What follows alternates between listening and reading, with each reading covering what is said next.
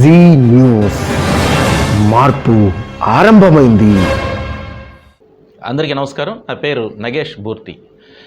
ఆంధ్రప్రదేశ్ రాజకీయాల్లో ఎమ్మెల్యే స్థానాలు ఎవరికి ఉంటాయి, ఎవరికి ఓడతాయి, ఇప్పుడు అదే కుదుపు.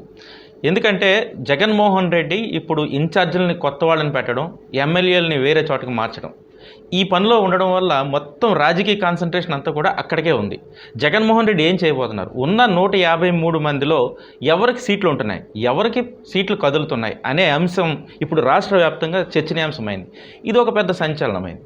అసలు ఇందులో నిజమెంత, నీతి ఎంత, నేతి బీరకాయలో నెయ్యి ఎంత ఉంటుందో ఈ కుదుపులో కూడా అంతే ఉంది. ఎందుకంటే జగన్మోహన్ రెడ్డి మొదటి నుంచి కూడా డైవర్షన్ పాలిటిక్స్లో ఎక్స్పర్ట్గా చెప్పుకోవచ్చు.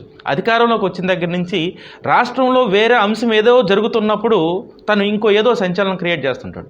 ఫర్ ఎగ్జాంపుల్, ఒకప్పుడు రాష్ట్రంలో ఈ అమలాపురం, ఈ కోనసీమ ప్రాంతాల్లో పెద్ద ఉద్యమం జరుగుతున్నప్పుడు ఎన్టీఆర్ హెల్త్ యూనివర్సిటీ పేరును వైఎస్ఆర్ యూనివర్సిటీగా మార్చాడు. అందరూ డైవర్షన్ ఇటు వచ్చేసింది. సో ఇలా డైవర్ట్ చేయడంలో జగన్మోహన్ రెడ్డి ఫస్ట్ నుంచి కూడా మంచి ఎక్స్పర్ట్. ఇప్పుడు ఏం డైవర్ట్ చేస్తున్నాడు, దేనికోసం ఈ జగన్ నాటకం?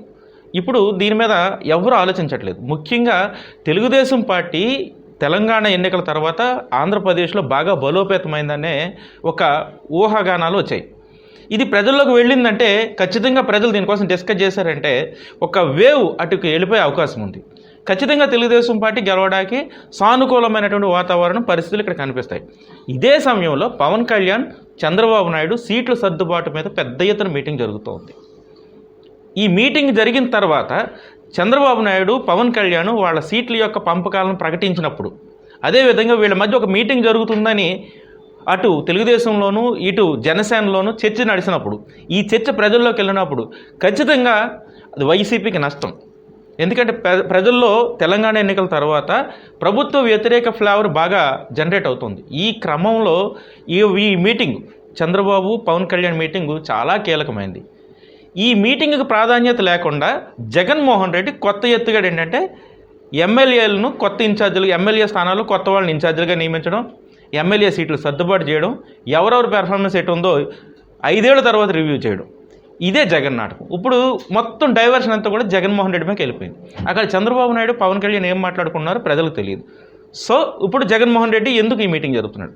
ఒకటి డైవర్షన్, రెండోది ఏంటంటే తెలంగాణ ఎన్నికల్లో కేసీఆర్ 11 చోట్ల అభ్యర్థులను మార్చాడు, ఎమ్మెల్యే అభ్యర్థులను మార్చాడు. అక్కడ 9 చోట్ల విజయం సాధించింది. ఇప్పుడు వైసీపీకి ఉన్నటువంటి ఫీడ్బ్యాక్ ప్రకారం దాదాపు 70 సీట్లు ఓడిపోతున్నారనే ఒక ఫ్లేవర్ వచ్చింది. 70 సీట్లు కానీ ఓడిపోతే వైసీపీ ఓడిపోయే ప్రమాదం ఉంది.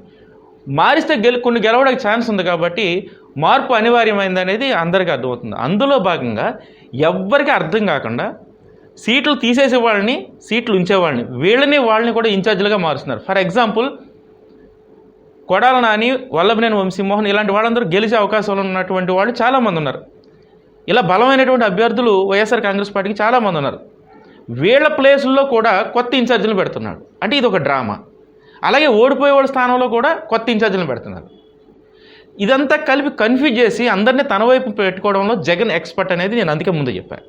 సో ఇలా కన్ఫ్యూజ్ చేసి చివరికి ఎవరికి సీట్లు ఇవ్వాలి, ఎవరికి ఇవ్వకూడదు అనేది ఒక clear list already Jaganmohan Reddy దగ్గర ఉంది. దాని ప్రకారమే సీట్లు ఇస్తాడు. ఇప్పుడు కొత్త ఇన్ఛార్జ్ వేసిన వాళ్ళందరినీ తీసేస్తారనుకోవడం అంత అమాయకత్వం.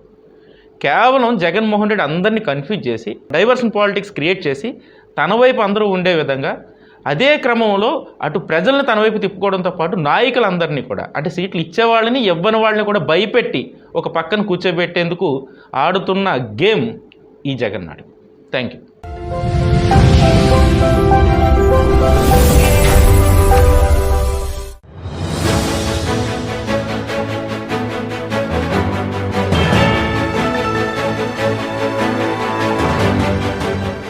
జీ న్యూస్ మార్పు ఆరంభమైంది.